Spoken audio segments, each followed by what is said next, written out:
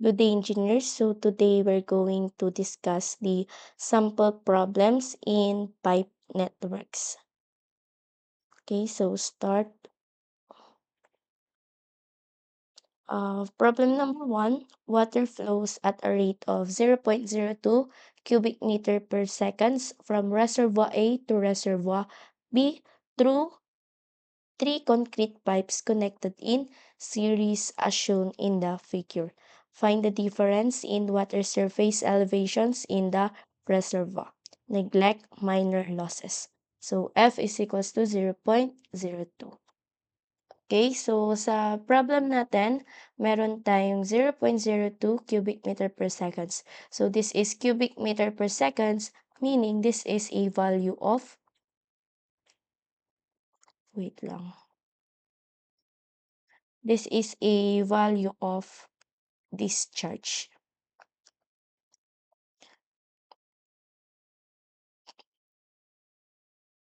Q. Wait lang, parang may napipindot kasi dito. This is Q. Yan. Then, itong F naman dito is the coefficient of friction. So, F yan. Okay, so alam natin or sinabi sa problem that our pipes is connected in series. So kapag sinabi nating pipes is connected in series, ang ating discharge from A or pipe A is equal yan sa discharge ng pipe B and discharge ng pipe C. Sabihin natin na this is pipe A, this is pipe B, and this is pipe C. Okay? So, lagay ko na lang muna dito yung ating given na lang. Wait, ulitin ko na lang to. So, Q is equals to 0.020 cubic meter per seconds. Then, yung F natin is 0.02. So, we have pipes in series. So, kapag pipes in series, ang ating QA ay equal sa QP, equal din yan sa QC. Then, ang head loss natin ay yung summation ng head loss ng pipes na connected in series. So, HFA plus HFB plus HFC. Kuha. So, yung HF natin or the head loss natin, kung papansin ninyo kung babalikan natin yung previous chapter natin, we have head loss or HF is equals to, anong gagamitin nating formula? So, meron tayo ditong given na coefficient of friction. So, ano ba yung head loss na ginagamitan ng coefficient of friction? Si Darcy ba?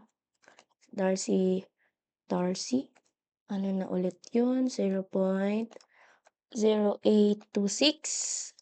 FLQ squared over D raised to 5. Okay, so kunin natin for the HFA. So, salpak lang natin dito, 0.0826. F natin is 0.02. Yung L natin is yung length, which is 100 meters, 1,000 meters. Then, yung Q natin is discharge. So, equal yung discharge ng tatlo. This is 0.020 cubic meter per seconds. So, dito ay 0.020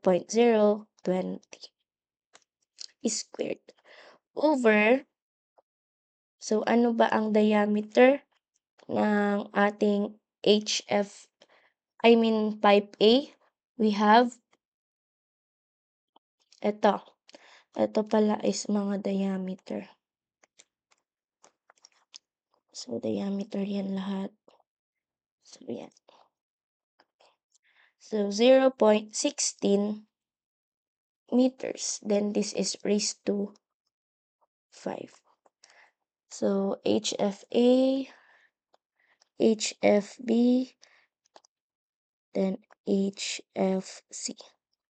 So, sulat ko lang 0.0826 times 0 lang, dumudulas sa kamay ko. 0.02, tas yung length natin is 1,600 times 0.020 squared over diameter, which is 0.20 raised to 5. And this one is 0.0826, 0.022 times 850 times 0.020, which is yung Q natin, squared over 0.18 raised to 5. So, kapag sinolve nyo yan, we have 6.302 meters. Ito naman sa B, 3.304. Then sa C natin is 2.973. Yan ba yung pinapahanap? Hindi. Pinapahanap is difference in water surface elevation. So, this is H. And itong H na to is yung ating HL. Okay?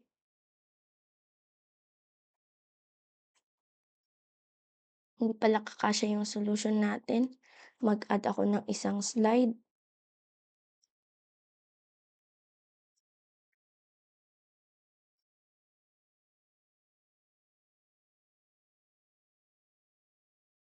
Okay, so from the figure, kukunin natin what is our H.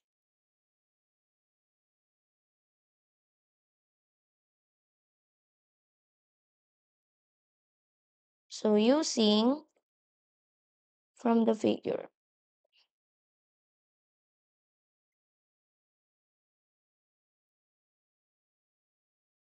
So from the figure, we have gawin natin using BEE or Bernoulli's energy equation.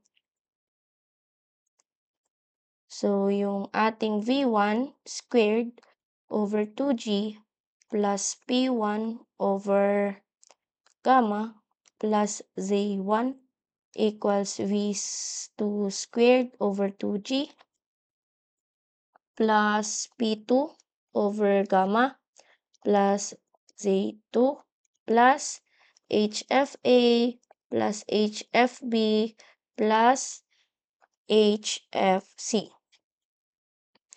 And alam natin that this is yung head loss natin or HL.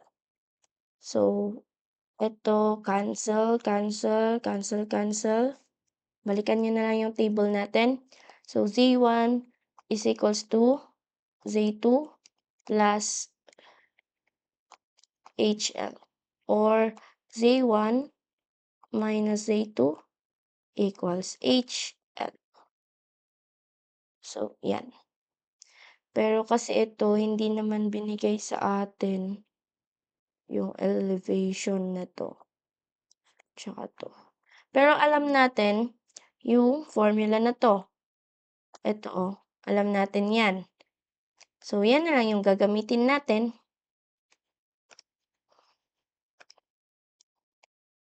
So, H is equals to HFA plus HFB plus HFC. So, lagay nyo na lang dito yung nakuha natin kanina. Ako na lang maglagay. 6.302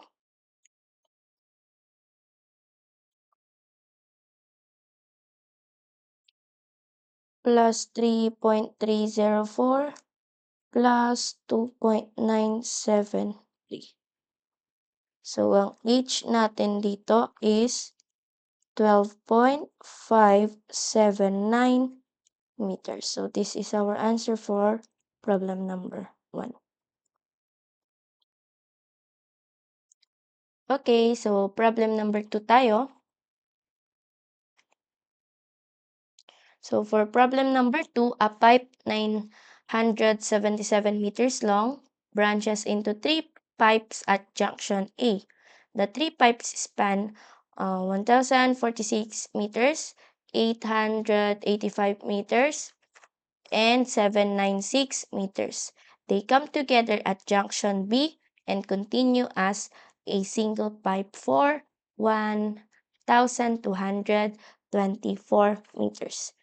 All pipes are 300 millimeters in size except the shortest one, which is 250 millimeters. Saan na yun? The pressure drop between the junctions is 260 kilopascal. Friction factor F can be assumed 0.02 in the entire system. Calculate the rates of flow in branching pipes. So, pinapakuha yung ating discharge for yung mga branch pipes. Okay, so meron tayo daw dito. Kahit walang figure 'to, sinabi naman diyan na meron daw tayong pipe dito. So, this is L1 is equals to 977 meters. Then, meron tayong junction dito, tama. So, ito yung junction A natin. Sabihin natin ito A. Then, ito yung ating, yan. Ang hirap naman mag-drawing. Ganito yung itsura niya. Masyadong mataas to. Babaan na lang natin.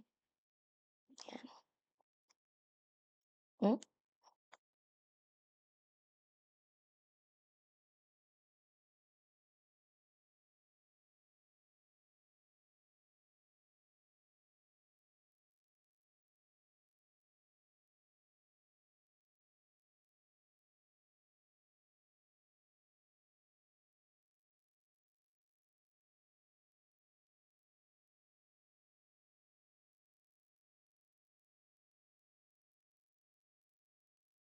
Ang tagal naman mag-drawing. Okay. Yan. Okay, so meron daw branches yan. Ito ay 1,000, sabihin na natin L2 na lang, 1,046 meters. So, L3 natin is 885 meters. So, this is L4, which is 796 meters. So, yung L5 natin, which is ito, is 1,224 meters. Okay? So, this is a pipes in parallel. And kapag pipes in parallel, ano na yon? Ang ating, tawag dito, ang ating head loss is equal. So, dito sa tatlong to, etong tatlo to, 1, 2, 3, yan, pare-pareho sila ng head loss. Pero magkakaiba sila ng discharge. Okay, so gawin natin yung sa may given na ano, yung sa size or diameter. Sabi diyan lahat daw except sa shortest one. Ang pinaka-shortest dito is itong L4. Tama?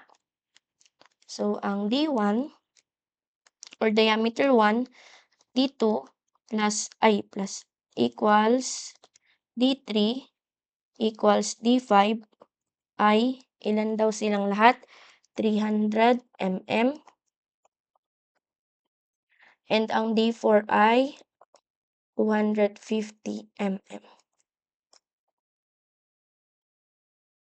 So, yung pressure drop daw between junctions are 260 kPa. So, PA minus PB is 260 kPa. So, for parallel,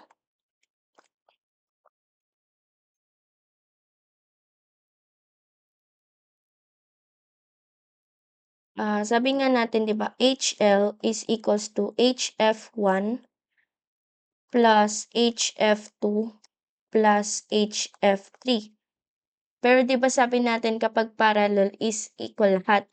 Pero ito kasi yung tinutukoy ko, ito si HF1, ito si HF2, equal yan sa HF3 at HF4, then ito si HF5. So, mali ako nang lagay, HF5. So, lagay ko na lang dito na ang HF2 ay equal yan sa HF3, equal din yan sa HF4. Okay? So, sa Q naman natin, sa discharge natin is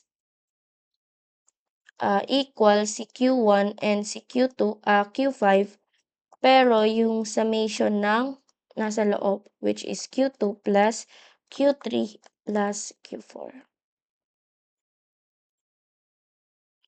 So, yung ating head loss or yung head natin, paano na kinukuha? Diba pressure over gamma? So, yung difference in pressure over gamma, diba yung head is P over gamma? Kung naalala nyo, 260 over 9.81. Ala, yung pamangkin ko, wait lang. Meron pa. Ala, pasensya na, hindi ko na-post agad. Biglang pumasok eh.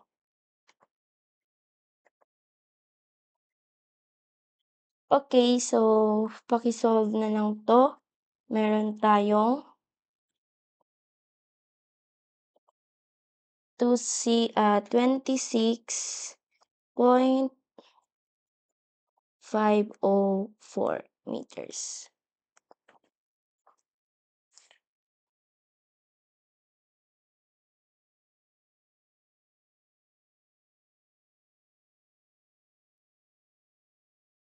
Okay, so next na part. Wait lang guys. Magdadagdag ako ng isa.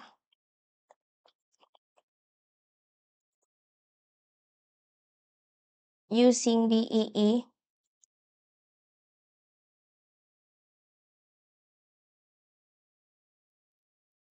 So, VA squared over 2G plus PA over gamma plus ZA is equals to VB squared over 2G plus PA over gamma plus ZB plus yung ating head loss. So, since QA is equals to QP, di ba? Sa junction A, equal lang sila ng discharge ng junction B. So, yung velocity A ay equal sa velocity B.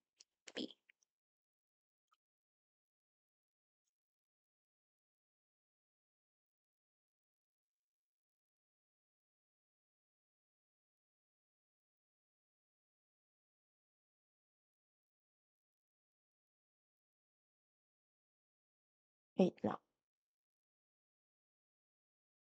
Wait lang guys. So, balik tayo dito sa BEE natin. So, cancel ito. Cancel din si ZA, tsaka si ZB, tsaka ito. So, ang natira na lang sa atin is, bakit pala cancel to? Kasi imagine nyo na lang that yung figure natin is top view. So, sabihin ko na lang dito. Figure, wait lang.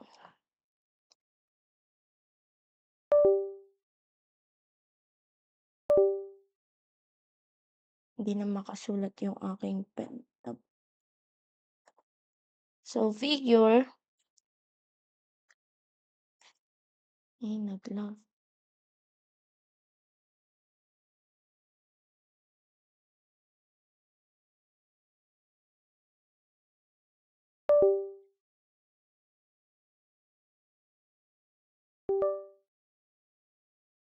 So, figure, hala hindi ko na masulatan. Wait nga. So, guys, ulitin ko na lang yung dun sa may using BEE kasi nawala yung ano, nawala yung nakasulat dun sa may PowerPoint. Okay, so using BEE, so VA squared over 2G plus PA, gamma plus CA equals VB squared over 2G plus PB over gamma plus ZB plus HL. So, ano yung sabi kanina? Since QA is equals to QB, so yung ating velocity sa A ay equal sa velocity sa B. Kaya cancel to, cancel to. Then, since our figure is in top view,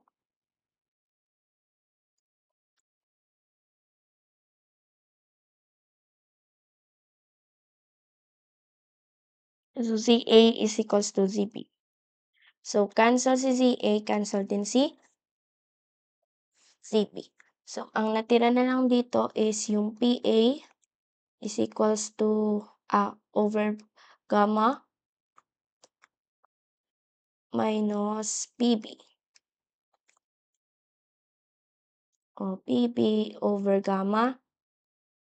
So, pag nilipat natin doon, equals yan sa HL.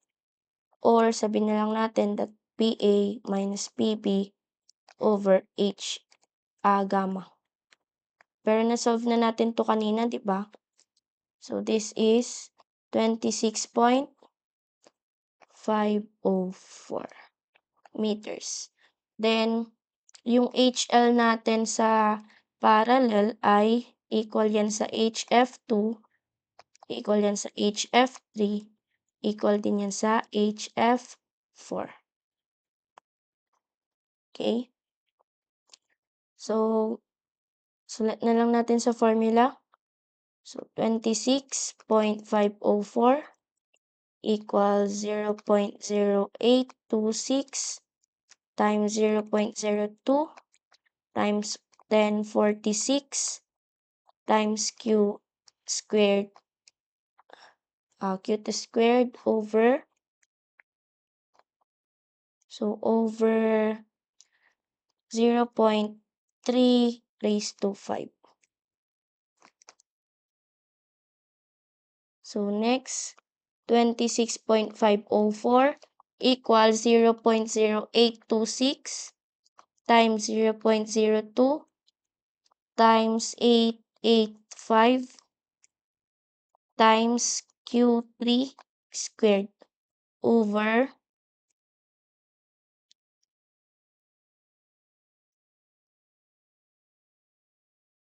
0.3 raised to 5. So, yan. Ay, hindi pala ganito. Dapat ganyan.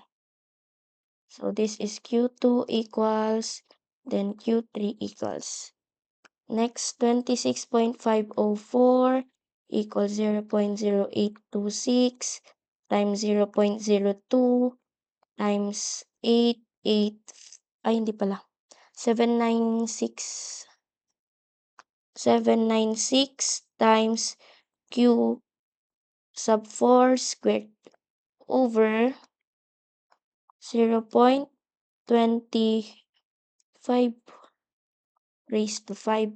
So, this is Q4 equals. So, solve nyo na lang po yan. Ang makukuha nyo dito is 0.193 cubic meter per second. So, ito yung ano. So, yung tatlo yung pinapahanap eh. So, 0.210 cubic meter per second over 0.140 cubic meter per second.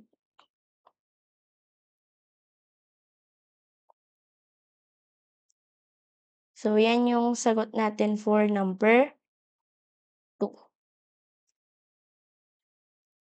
Okay, so problem number 3 tayo.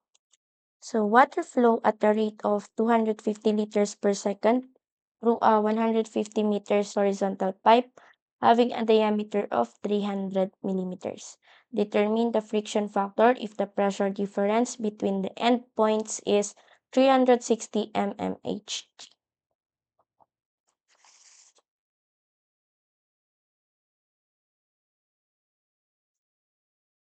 So, ang pinapahanap is friction factor. So, meron daw tayong ganito.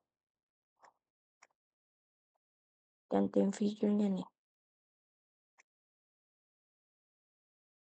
Okay, so yung Q natin is 250 liter per seconds.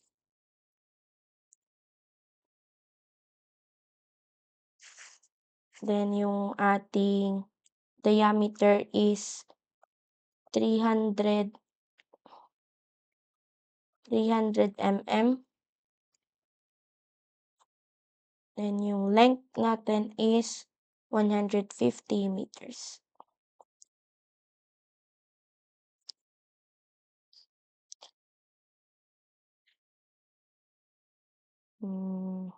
Yung pressure difference between two endpoints ay P2 minus P1 is equals to 360 mmHg.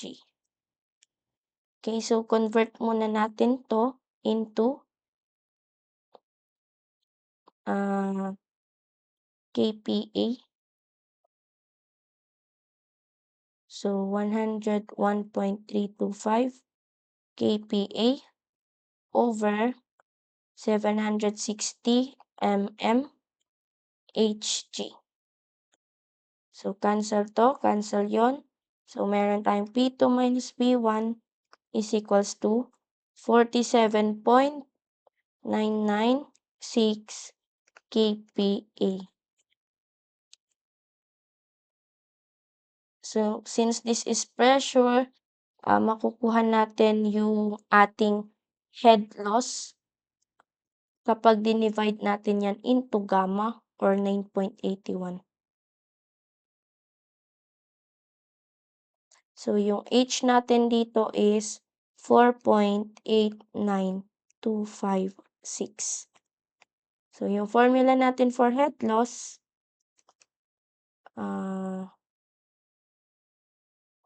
so friction factor yung pinapahanap. So, FL over D, V squared over 2G. So, yung V natin dito is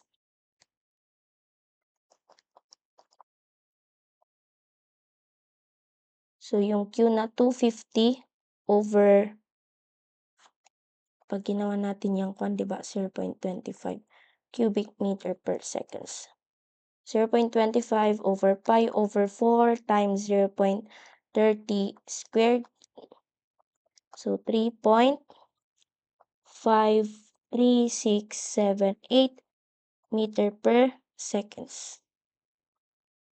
Okay, so salpak natin sa formula. So, 4.89256 equals yung F natin na hinahanap, length natin na 150, times yung V natin na 3.53678 squared over 2G na 2 times 9.81 over, ito ay 0.3 yung diameter. So, F natin dito is 0.015.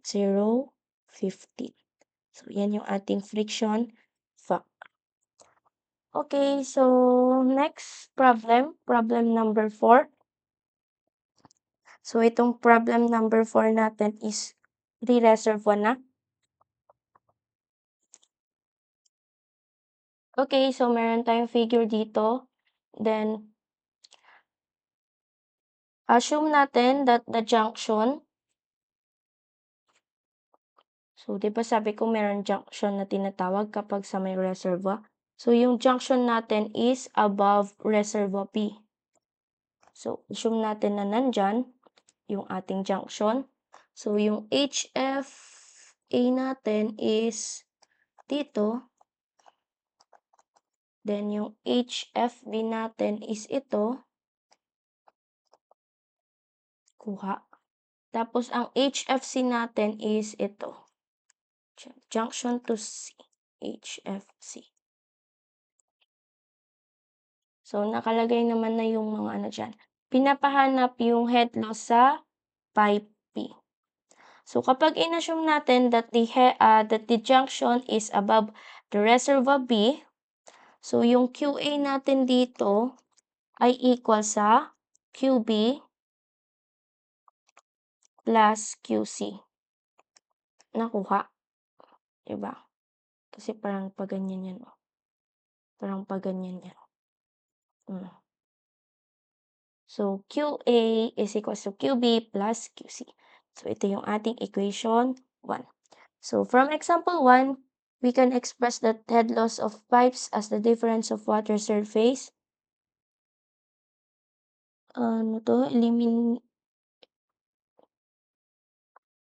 Surface.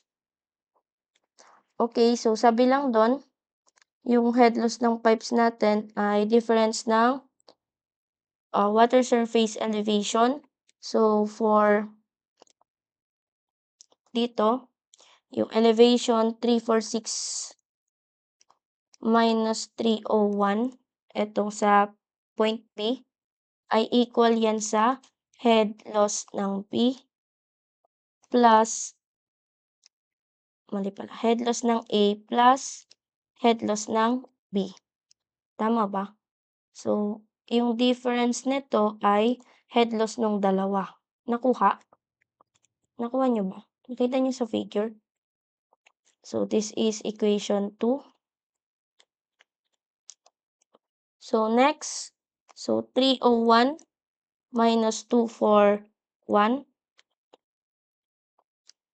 equals, so ito, 301 minus 241. So, makikita natin that yung head loss ng C, minus natin sa head loss ng B.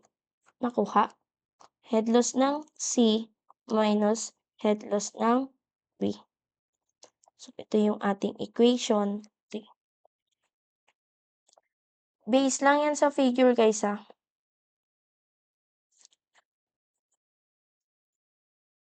Okay, so makukuha na natin yung head loss.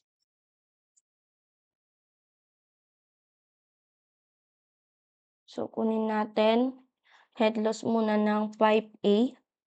So, HFA is equals to 10.67 times 600. Tama ba? Ito. Times 0.2 raised to 1.85. So, ano na parang formula yan? 10.67. Nakalimutan ko na yung tawag.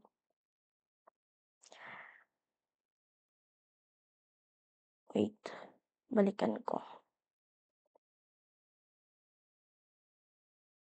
Si Darcy yung isa, di ba? Si Hazen Williams. So, Hazen Williams formula yan. Kasi meron tayong C dito. So, 120 raised to 1.85 times 0.45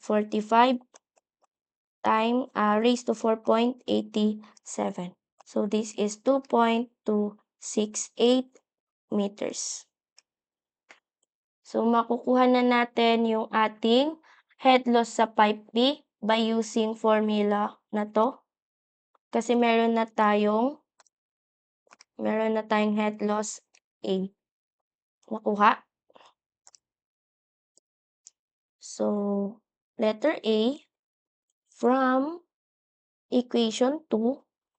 So, 45 ito yun, 45, kaya 45 yan. 346 minus 301 is 45 equals 2.268 plus HFP. So, HFP natin ay 42.732 meters. So, ito yung answer for letter E. Next, letter B. So, letter B is discharge sa pipe C. So, paano natin makukuha si discharge pipe C?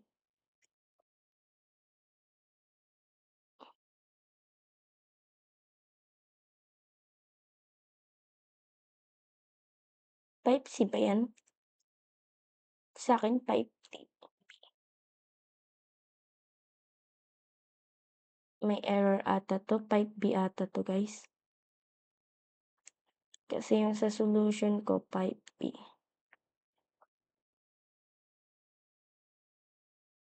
Anong susundan natin? Pipe B na lang muna to. Pipe B. So, pipe B, gamitin natin si head loss B is equals to 10.67 times 36 times discharge ng B raised to 1.85 over 100 raised to 1.85 times 0.3 raised to 4.87. So, ang head loss ng B natin is, nakuha natin kanina, 42.732 meters. So, ang QB natin dito is equal sa 0.106 cubic meter per seconds. So, yan. So, palitan natin yun na. Wait, edit ko.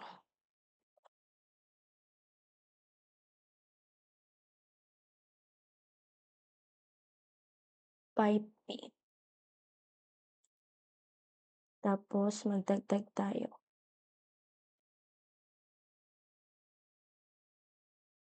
Okay, so next. So, sa letter C naman, ang pinapakuha sa atin kanina is diameter ng pipe C. So, hindi pa natin alam ano yung diameter sa pipe C. So, from equation 1, kunin muna natin yung discharge sa C.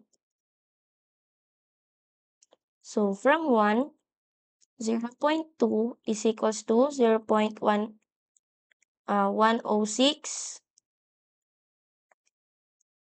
plus QC. So, QC is equals to 0.094 cubic meter per seconds. So, from B, from 3, equation 3, ang kukunin natin is yung head loss ng C.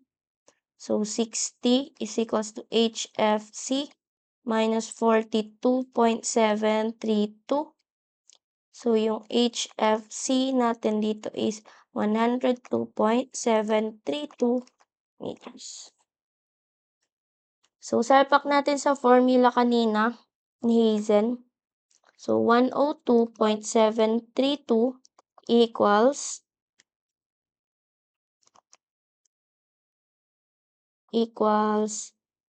10.67. So, 12. So, 0.094 raised to 1.85 over, so 110, 1.85, tapos yung diameter sa pipe C, 4.87. So, yung DC natin dito ay 0.183937 meters or 1.83, pag ginawa nating millimeters ay 183.973 mm. So, ito yung diameter natin sa pipe C.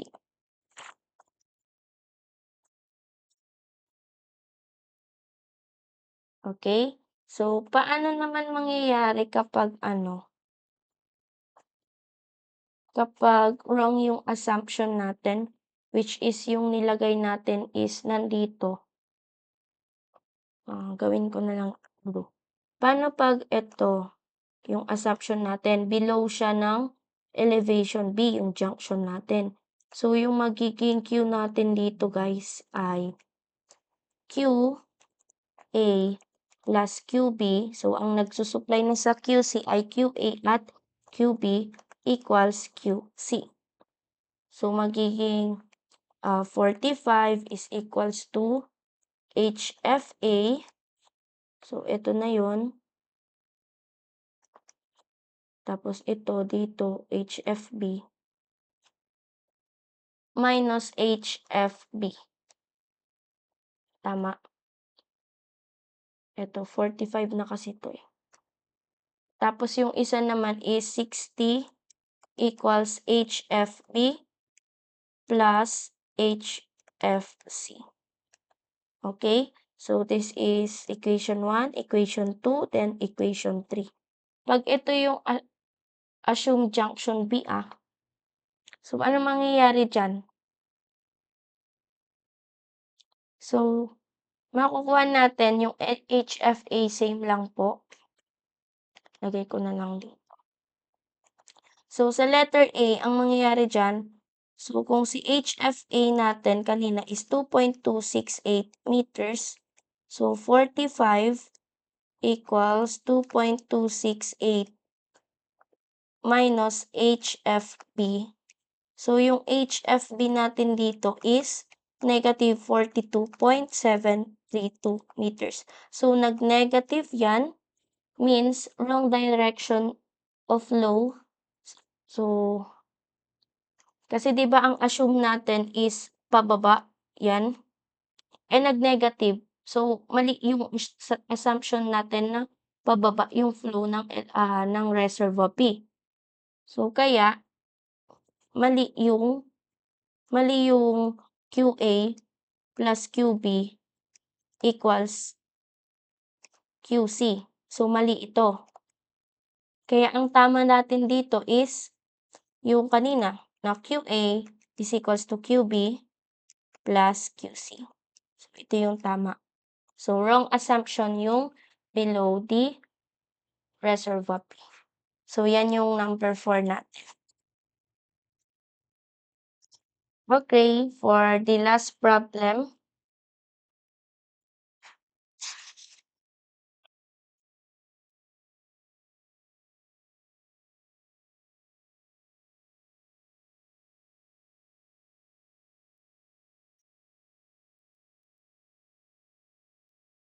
so the elevations of reservoir 1, 2, and 3 are 30, 18, and 0 respectively.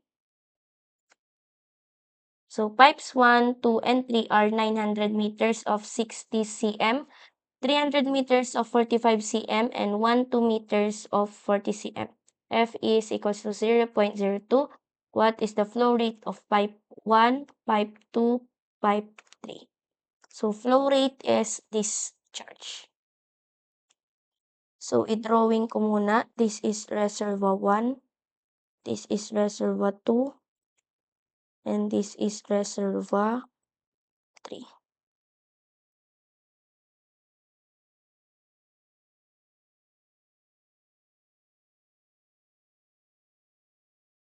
So, assume natin that the junction is nandito. So, ito yon pag ganyan. So, kung yung junction natin dyan, ito yung ating HF1. Then, ito yung ating HF2. Then, ito yung ating HF3. So, sabi dito, this is 900 M na 0.60 M.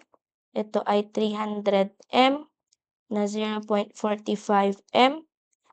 Then 1, 2 M na 0.4 M. So, ito, elevation natin dito is 0. Ito, elevation natin dito is 18. And elevation natin dito is 30.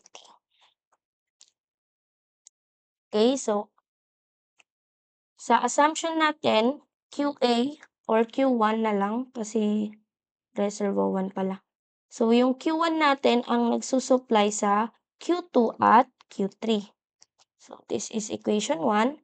Then, HF1 plus HF2 ay 12.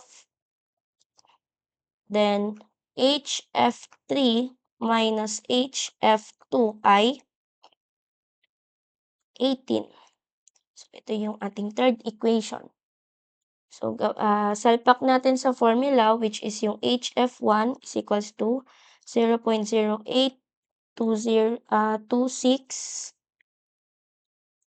times 0.02 times 900 times Q1 squared over 0.6 raised to 5. Tapos to, HF2 is 0.0826, 0.02, 300, Q2 squared over 0.45 raised to 5.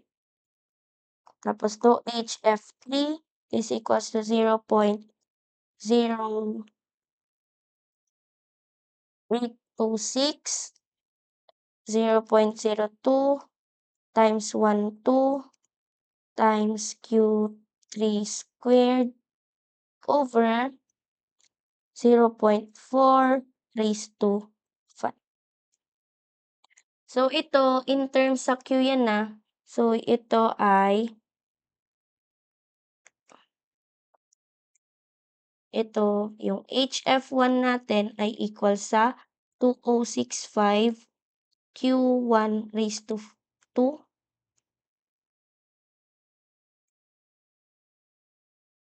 raised to 2 over 108. Tapos, ito naman, HF2 natin ay 26.85769. Wait lang, masyado kasing malaki yung sulat ko. 26.85769 Q2 squared. Tapos ito naman ay HF3 ay 6195 over 32 Q3 squared. Okay, so to solve all the discharge, use equation 1 where Q2 and Q3 must be expressed in terms of Q1. So, using the equation of HL 2 and 3. O, paano yun? Sulat ko na lang. From 2, 12 is equals to HF1 plus HF2. So, yung HF2 natin ay 12 minus HF1. So, HF2 natin is 26 point, so na yun? 85769 Q2 squared equals 12 minus 2065 over 108 Q1 squared. So, yung Q2 natin, ang gagawin natin in terms natin siya or express natin siya in terms of Q1. So, ilipat natin lahat. So, ito magiging 12 minus 2065 over 108 Q1 squared over, so itong part na to, ililipat natin sa ilalim. So, 26.85769. Since this is squared, square root yan. Nakuha? So, i-ano nyo na lang yan, i-magic nyo, i-simplify nyo. So, this Q2 ay masisimplify as 0.44680 minus 0.71191 q sub 1 squared. So, this is the equation 4. So, naka-in terms na siya sa Q1. So, next naman is yung ating Q3. So, from 3, yung HF3 natin is equals to 18 minus HF2. So, HF3 natin is 6195 over 32 Q3 squared equals 18 minus 26.85769 Q2 squared.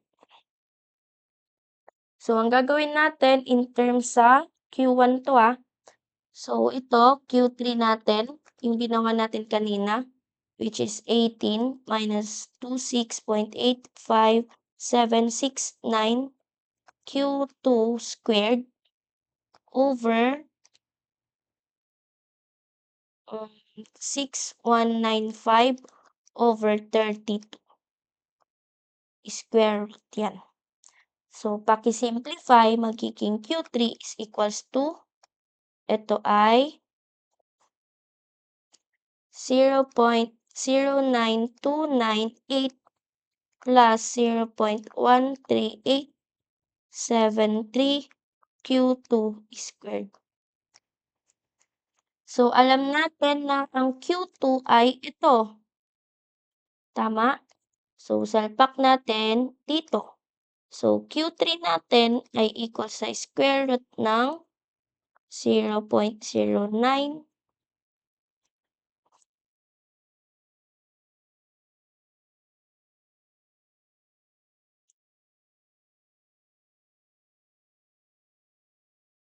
298 plus 0.13873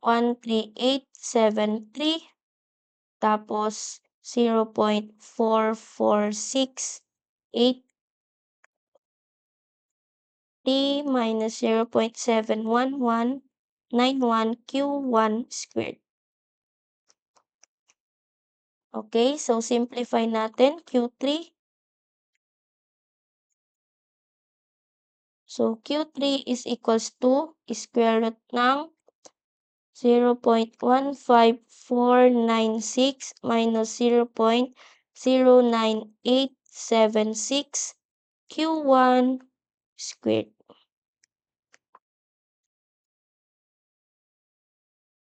Yan. So, this is equation number 5. So, from 1,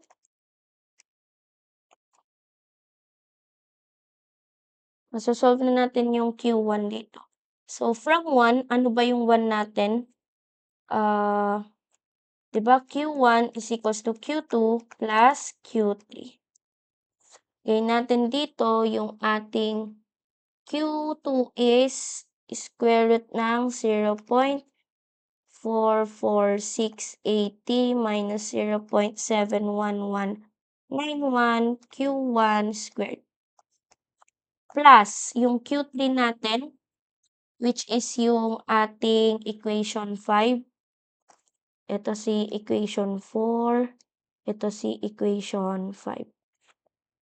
So, 0.15496 minus 0.09876 Q1 is squared. So, shape solve nyo na lang yan. Ang Q1 natin is 0.678 cubic meter per second. Ito yung ating Q1. Then, substitute na lang natin. Substitute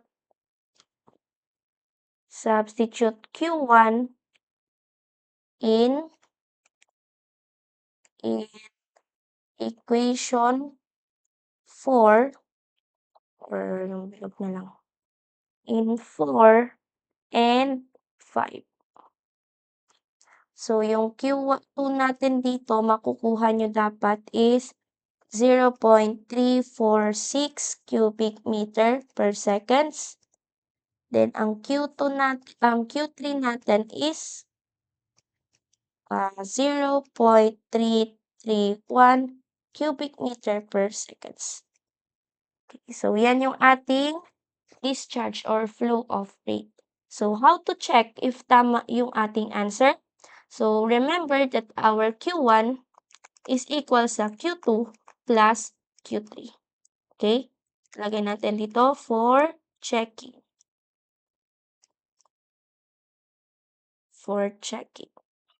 Check nyo na lang.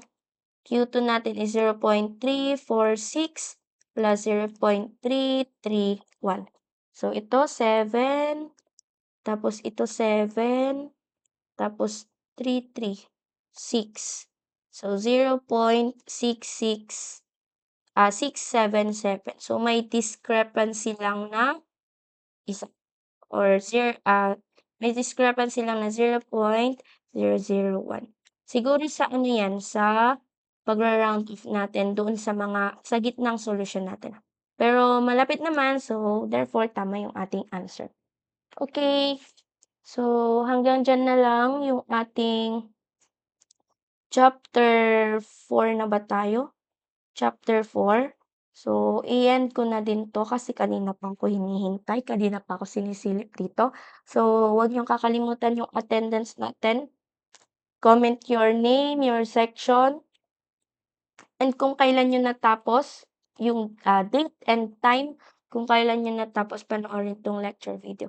If may question kayo, please free to message sa ating GC na lang. Okay? So, bye guys. Thank you for watching.